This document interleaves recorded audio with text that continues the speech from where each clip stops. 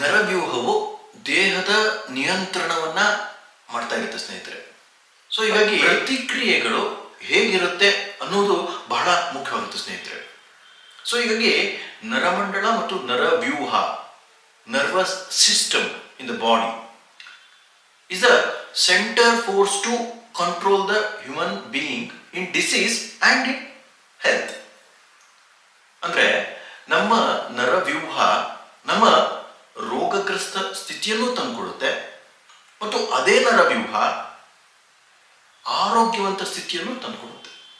So ಇದು ಹೇಗೆ ಅಂತ ಅಂದ್ರೆ, ನಾವು ಒಂದು ಪ್ರಚೋದನೆಗೆ ಹೇಗೆ ಪ್ರತಿಕ್ರಿಯೆ ನೀಡ್ತಾ ಇದ್ದೀವಿ ಅನ್ನೋದರ ಮೇಲೆ ಸ್ನೇಹಿತರೆ. ಸೊ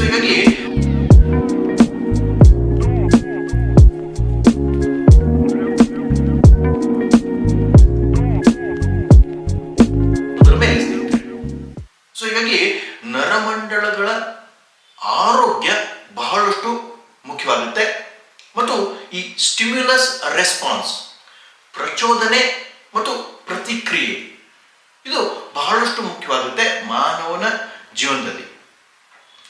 ಸ್ಟಿಮ್ಯುಲಸ್ ಮತ್ತು ರೆಸ್ಪಾನ್ಸ್, ಪ್ರಚೋದನೆ ಮತ್ತು ಪ್ರತಿಕ್ರಿಯೆ ಬಹಳಷ್ಟು ಪ್ರಾಕೃತಿಕವಾಗಿತ್ತು ಅಂತ ಹೇಳಿದ್ರೆ ಆರೋಗ್ಯ ಬರುತ್ತೆ ಸ್ನೇಹಿತರೆ. ಅದೇ ಪ್ರಚೋದನೆಗೆ ಪ್ರತಿಕ್ರಿಯೆ ಬಹಳಷ್ಟು ಪ್ರಕೃತಿಗೆ ವಿರುದ್ಧವಾಗಿತ್ತು ಅಂತ ಹೇಳಿದ್ರೆ ನಮ್ಮ ನರಮಂಡಲಗಳಿಂದ ನಮ್ಮ ಗ್ರಂಥಿಗಳು ಅಂತ ಹೇಳಿದ್ರೆ ಪಿಟ್ಯೂಟರಿ ಗ್ರಂಥಿ ಇದೆ, ಪಿನಕಲ್ ಗ್ರಂಥಿ ಇದೆ ಮತ್ತು ಥೈರಾಯ್ಡ್ ಗ್ರಂಥಿ ಇದೆ. ಈ ಗ್ರಂಥಿಗಳಲ್ಲಿ ಬಹಳಷ್ಟು ಹಾರ್ಮೋನ್ಗಳು ಸಿಕ್ಕಿದ್ದಾವೆ. ಈಗಿನ ಸಮಯದಲ್ಲಿ ಏನಾಗಿದೆ ಅಂತ ಹೇಳಿದ್ರೆ, ಯಾವುದೇ ಒಂದು ಕ್ರೂರ ಮೃಗವೂ ಇರಲ್ಲ, ಯಾವುದೇ ಒಂದು ಒತ್ತಡ ಇರಲ್ಲ, ಆದ್ರೂ ಸಹಿತ ನಮ್ಮ ಒಂದು ನರಮಂಡಲ ಭಯ, ಕೋಪ, ವಿದ್ವೇಗಕ್ಕೆ ಸಿಲುಕಾಕೊಂಡು ನಮ್ಮ ಸಿಂಪಥೆಟಿಕ್ ನರ್ವಸ್ ಸಿಸ್ಟಮ್ನ ಬಹಳಷ್ಟು ಪ್ರಚೋದನೆಗೊಳಿಸಿ ರೋಗಗ್ರಸ್ತ ಸ್ಥಿತಿಗೆ ನಮ್ಮನ್ನ ಕರೆದುಕೊಂಡು ಹೋಗ್ತಾ ಇರುತ್ತೆ ಸ್ನೇಹಿತರೆ. ಸೊ ಹೀಗಾಗಿ ಈ ರೋಗಗ್ರಸ್ತ ಸ್ಥಿತಿ ಸಿಂಪಥೆಟಿಕ್ ನರ್ವಸ್ ಸಿಸ್ಟಮ್ ಇಂದ ಬಂತು ಅಂತ ಎಲ್ಲರಿಗೂ ತಿಳಿದ ವಿಷಯ ಈಗ, ಹೌದಾ? ಈಗ ನಾವು ಸಿಂಪಥೆಟಿಕ್ ಇಂದ ಪ್ಯಾರಾಸಿಂಪಥೆಟಿಕ್ ನರ್ವಸ್ ಸಿಸ್ಟಮ್ಗೆ ಹೇಗೆ ನಮ್ಮ ನರಮಂಡಲದ ಕಾರ್ಯಚಟುವಟಿಕೆ ಪ್ಯಾರಾಸಿಂಪಥೆಟಿಕ್ ಅಲ್ಲಿ ಬರಲಿಕ್ಕೆ ಸಾಧ್ಯವಿದೆ ಅನ್ನೋದನ್ನ ತಿಳ್ಕೊಳ್ಳೋಣ ಸ್ನೇಹಿತರೆ. ಈಗ ನಾನು ಒಂದು ಸನ್ನಿವೇಶವನ್ನ ಹೇಳಿದ್ದೆ. ಈಗ ಹುಲಿ ಬಂದಾಗ ನಾವು ಹೇಗೆ ಮಾಡ್ತೀವಿ ಮತ್ತು ನಮ್ಮ ನರ್ವಸ್ ಸಿಸ್ಟಮ್, ನಮ್ಮ ನರವ್ಯೂಹ ಹೇಗೆ ಕೆಲಸ ಮಾಡುತ್ತೆ ಅಂತ. ಈಗ ಶಾಂತತೆಯನ್ನ ಕಾಪಾಡ್ಕೊಳ್ಬೇಕು ಅಂತ ಹೇಳಿದ್ರೆ ನಾವು ಏನ್ ಮಾಡ್ತೀವಿ? ಪ್ರಾಣಾಯಾಮವನ್ನು ಮಾಡ್ತೀವಿ, ಧ್ಯಾನವನ್ನ ಮಾಡ್ತೀವಿ ಮತ್ತು ನಮ್ಮ ಒಂದು ಶ್ವಾಸದ ಒಂದು ಗಮನವನ್ನ ಹಾಕೊಳ್ಳಿಕ್ಕೆ ಶುರು ಮಾಡ್ತೀವಿ ಸ್ನೇಹಿತರೆ. ಸೊ ಹೀಗಾಗಿ ಶ್ವಾಸದ ಗಮನ ಮತ್ತು ದೀರ್ಘವಾದ ಮೆಲ್ಲನ ಶ್ವಾಸ ನಮ್ಮ ಪ್ಯಾರಾಸಿಂಪಥೆಟಿಕ್ ನರ್ವಸ್ ಸಿಸ್ಟಮ್ನ ಆಕ್ಟಿವೇಟ್ ಮಾಡುತ್ತೆ, ಪ್ರಚೋದನೆಗೊಳಿಸುತ್ತೆ.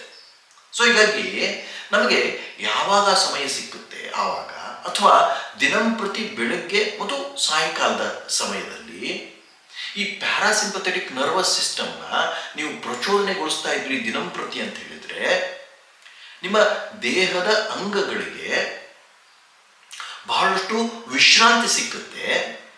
ಮತ್ತು ಈ ಪ್ಯಾರಾಸಿಂಪಥೆಟಿಕ್ ನರ್ವಸ್ ಸಿಸ್ಟಮ್ ಏನ್ ಮಾಡುತ್ತೆ ಅಂತ ಹೇಳಿದ್ರೆ ನಮ್ಮ ದೇಹದಲ್ಲಿ ಉತ್ಪತ್ತಿ ಆಗ್ತಿರ್ತಕ್ಕಂಥ ಹಾರ್ಮೋನ್ಗಳು, ಈಗ ಅಡ್ರೆನಲಿನ್ ಹಾರ್ಮೋನ್ ಇದೆ, ಕಾರ್ಟಿಸೋಲ್ ಹಾರ್ಮೋನ್ ಇದೆ, ಇವೆಲ್ಲ ಉದ್ವೇಗದ ಹಾರ್ಮೋನ್ಗಳು. ಈ ಉದ್ವೇಗದ ಹಾರ್ಮೋನ್ಗಳನ್ನ ಬಹಳಷ್ಟು ಕಡಿಮೆ ಮಾಡಿ ನಮಗೆ ನಮ್ಮ ಒಂದು ಮನಸ್ಥಿತಿ ಮತ್ತು ದೇಹದ ಸ್ಥಿತಿಯನ್ನ ಸಮತೋಲನದಲ್ಲಿ ಇಡತಕ್ಕಂಥ ಒಂದು ನರವ್ಯೂಹ ಅಂತ ಹೇಳಿದ್ರೆ ಅದು ಪ್ಯಾರಾಸಿಂಪಥೆಟಿಕ್ ನರ್ವಸ್ ಸಿಸ್ಟಮ್. ಸೊ ಹೀಗಾಗಿ ನಾವು ದಿನಂಪ್ರತಿ ಬೆಳಗ್ಗೆ ಮತ್ತು ಸಾಯಂಕಾಲದ ಸಮಯದಲ್ಲಿ ದೀರ್ಘವಾದ ಮೆಲ್ಲನ ಶ್ವಾಸವನ್ನು ತೆಗೆದುಕೊಳ್ಳುವಂತಹ ಒಂದು ವ್ಯಾಯಾಮವನ್ನು ಮಾಡದೇ ಆಯಿತು ಅಂತ ಹೇಳಿದ್ರೆ ನಮ್ಮ ಪ್ಯಾರಾಸಿಂಪಥೆಟಿಕ್ ನರ್ವಸ್ ಸಿಸ್ಟಮ್ ಬಹಳಷ್ಟು ಆಕ್ಟಿವ್ ಆಗುತ್ತೆ ಮತ್ತು ಆರೋಗ್ಯವಂತ ಸ್ಥಿತಿಯನ್ನ ನಮ್ಮ ದೇಹ ಮನಸ್ಸಿಗೆ ತೆಗೆದುಕೊಡುತ್ತೆ ಅಂತ ನಮಗೆ ತಿಳಿಸ್ತಾ ಇದ್ದೇನೆ. ಸೊ ಹಾಗಾದ್ರೆ ಈಗ ಮೆಡಿಟೇಷನ್ ಮಾಡುವಂತಹವರು ಮತ್ತು ಧ್ಯಾನ ಯೋಗ ಮಾಡುವಂತವ್ರಿಗೂ ಸಹಿತ ರೋಗ ಬರ್ತಾ ಇದೆಯಲ್ಲ. ಯಾಕೆ ಅಂತ ಹೇಳಿದ್ರೆ ಸಿಂಪಥೆಟಿಕ್ ಪ್ಯಾರಾಸಿಂಪಥೆಟಿಕ್ ಈ ಒಂದು ಪ್ರಚೋದನೆಗಳು ನಮ್ಮ ಹುಟ್ಟಿನಿಂದ ನಿರ್ಧರಿತವಾಗಿರುತ್ತೆ ಸ್ನೇಹಿತರೆ. ಯಾಕೆ ಅಂತ ಹೇಳಿದ್ರೆ ಈಗ ಮಗುವನ್ನು ನೋಡಿ ನೀವು, ಮಗು ಯಾವಾಗಲೂ ಸಹಿತ ತನ್ನ ಹೊಟ್ಟೆಯಿಂದ ಉಸಿರನ್ನ ತೆಗೆದುಕೊಳ್ಳುತ್ತೆ ಮತ್ತೆ ಬಿಡ್ತಾ ಇರುತ್ತೆ. ಹೊಟ್ಟೆ ಹೀಗೆ ಅಳ್ಳಾಡ್ತಾ ಇರುತ್ತೆ ಮಗು ಮಲಗಿದಾಗ, ಅಥವಾ ಮಗು ಉಸಿರಾಡುವನ್ನ ನೀವು ನೋಡಿದ್ರೆ. ಅದೇ ಬೆಳೆದಂತಹ ವ್ಯಕ್ತಿಯಲ್ಲಿ ನೀವು ಉಸಿರಾಟವನ್ನು ನೋಡಿದ್ರಿ ಅಂತ ಹೇಳಿದ್ರೆ ಎದೆಯಿಂದ ಉಸಿರನ್ನು ತೆಗೆದುಕೊಳ್ತಿರ್ತಾನೆ, ಆದ್ರೆ ಹೊಟ್ಟೆಯಿಂದ ಉಸಿರನ್ನ ತೆಗೆದುಕೊಳ್ಳೋದು ಬಿಡೋದು ಮಾಡ್ತಾ ಇರಲ್ಲ. ಆದ್ರೆ ಶ್ವಾಸ ನಮ್ದು ಬಹಳಷ್ಟು ದೀರ್ಘವಿರಲ್ಲ ಅಂತ ಅನ್ಗಿಸ್ತಾ ಇದೆ.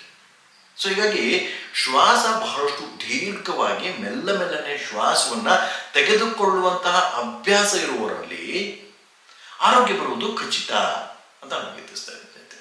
ಈಗ ಹಿಂದಿನ ಕಾಲದಲ್ಲಿ ಬಹಳಷ್ಟು ಒತ್ತಡಗಳಿರಲಿಲ್ಲ, ಬಹಳಷ್ಟು ಸಮಸ್ಯೆಗಳಿರಲಿಲ್ಲ. ಸೊ ಹೀಗಾಗಿ ಜನಜೀವನ ಬಹಳಷ್ಟು ಸರಳವಾಗಿತ್ತು. ಆದರೆ ಈಗಿನ ಒಂದು ಪರಿಸ್ಥಿತಿಗಳಲ್ಲಿ ಬಹಳಷ್ಟು ಜವಾಬ್ದಾರಿಗಳು ಮತ್ತು ಬಹಳಷ್ಟು ಒತ್ತಡ ಇರುವ ಸಂದರ್ಭದಲ್ಲಿ ನಮ್ಮ ಸಿಂಪಥೆಟಿಕ್ ನರ್ವಸ್ ಸಿಸ್ಟಮ್ ತಷ್ಟಕ್ಕೆ ತಾನೇ ಆಕ್ಟಿವೇಟ್ ಆಗುತ್ತೆ, ಪ್ರಚೋದನೆಗೆ ಒಳಪಡುತ್ತೆ ಮತ್ತು ರೋಗಗ್ರಸ್ತ ಸ್ಥಿತಿ ಎಲ್ಲರಲ್ಲೂ ಬರುವಂತಹ ಸಾಧ್ಯತೆಗಳನ್ನ ಹೆಚ್ಚು ಮಾಡುತ್ತೆ ಅಂತ ನನಗೆ ತಿಳಿಸ್ತಾ ಇರುತ್ತೆ. ಸೊ ಹೀಗಾಗಿ ನಮ್ಮ ಹುಟ್ಟಿನಿಂದ ಬರತಕ್ಕಂಥ ಈ ಒಂದು ಪ್ರಚೋದನೆ ಮತ್ತು ಪ್ರತಿಕ್ರಿಯೆ ಇದನ್ನ ನಾವು ಸರಿಪಡಿಸಿದಲ್ಲಿ ಆರೋಗ್ಯವನ್ನ ಸರಿಪಡಿಸಲಿಕ್ಕೆ ಸಾಧ್ಯವಿದೆ ಅಂತ ನಮಗೆ ತಿಳಿಸ್ತಾ ಇರುತ್ತೆ. ಸೊ ಈ ಪ್ರಚೋದನೆ ಮತ್ತು ಪ್ರತಿಕ್ರಿಯೆ ಇದನ್ನ ಮೂಲವಾಗಿಟ್ಕೊಂಡು ನಮ್ಮ ಹೋಮಿಯೋಪತಿಯ ಔಷಧಿಗಳು ಕೆಲಸ ಮಾಡುತ್ತೆ ಸ್ನೇಹಿತರೆ.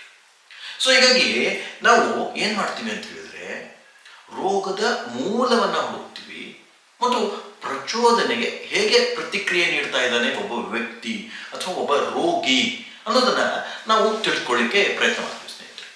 ಸೊ ಹೀಗಾಗಿ ನಮ್ಮ ಹೋಮಿಯೋಪತಿ ಪೂರ್ತಿಯಾಗಿ ಸಾರಾಂಶದಲ್ಲಿ ಹೇಳಬೇಕು ಅಂತ ಹೇಳಿದ್ರೆ ನಾವು ರೋಗವನ್ನ ಚಿಕಿತ್ಸೆಗೊಳಿಸುವ ಒಂದು ಸಂದರ್ಭದಲ್ಲಿ ವ್ಯಕ್ತಿಯ ಪ್ರತಿಕ್ರಿಯೆ ಮತ್ತು ಪ್ರಚೋದನೆ ಮತ್ತು ಪ್ರತಿಕ್ರಿಯೆ ಯಾವ ವಿಧದಲ್ಲಿ ಇದೆ, ಹೇಗೆ ಅದನ್ನ ಸರಿಪಡಿಸುವುದು ಅನ್ನೋದನ್ನ ನಾವು ಬಹಳಷ್ಟು ಅಧ್ಯಯನ ಮಾಡ್ತೀವಿ ಸ್ನೇಹಿತರೆ. ಸೊ ಹೀಗಾಗಿ ಪ್ರಚೋದನೆ ಪ್ರತಿಕ್ರಿಯೆ ಬಹಳಷ್ಟು ಮೂಲವಾಗುತ್ತೆ ಯಾವುದೇ ಒಂದು ರೋಗಕ್ಕೆ ಅಂತ ನಮಗೆ ತಿಳಿಸ್ತಾ ಇರುತ್ತೆ. ಸೊ ಹೀಗಾಗಿ ನಾವು ಹೋಮಿಯೋಪತಿಯಲ್ಲಿ ಕಾಸ್ ಆಫ್ ದ ಡಿಸೀಸ್, ಯಾಕೆ ಈ ಲಕ್ಷಣಗಳು ಬರ್ತಾ ಇದೆ, ಯಾಕೆ ಈ ರೋಗ ಈ ಒಬ್ಬ ವ್ಯಕ್ತಿಯಲ್ಲಿದೆ ಅನ್ನೋದರ ಮೂಲವನ್ನ ನಾವು ಕಂಡುಹಿಡಿಯೋದಕ್ಕೆ ಪ್ರಯತ್ನ ಮಾಡ್ತೀವಿ ಸ್ನೇಹಿತರೆ. ಸೊ ಈಗ ಈ ಒಂದು ವಿಡಿಯೋ ನಿಮ್ಗೆ ಏನಾದ್ರು ಲೈಕ್ ಆಯ್ತು ಅಂತ ಹೇಳಿ ನಮ್ಮ ಚಾನಲ್ ಲೈಕ್ ಮಾಡಿ, ಶೇರ್ ಮಾಡಿ, ಸಬ್ಸ್ಕ್ರೈಬ್ ಮಾಡಿ ಅಂತ ಹೇಳ್ತಾ ಹೈಪನ್ನ ಒತ್ತಿ. ಯಾಕೆ ಅಂತ ಹೇಳಿದ್ರೆ ಈ ಒಂದು ಮಾಹಿತಿಗಳು ಎಲ್ಲರಿಗೂ ತಲುಪಲೇಬೇಕು. ಯಾಕೆ ಅಂತ ಹೇಳಿದ್ರೆ ಸಾಮಾನ್ಯ ಮಾಹಿತಿ ಅದನ್ನ ಉಪಯೋಗಿಸಿ ಆರೋಗ್ಯವಂತ ಸ್ಥಿತಿಯನ್ನ ಪಡಲಿಕ್ಕೆ ಸಾಧ್ಯವಿದೆ ಸ್ನೇಹಿತರೆ. ಸೊ ಹೀಗಾಗಿ ಹೈಪ್ ಮಾಡಿ ಅಂತ ಹೇಳ್ತಾ ಈ ಎರಡು ಮಾತುಗಳನ್ನ ಮುಗಿಸ್ತೀನಿ. ನಮಸ್ಕಾರ.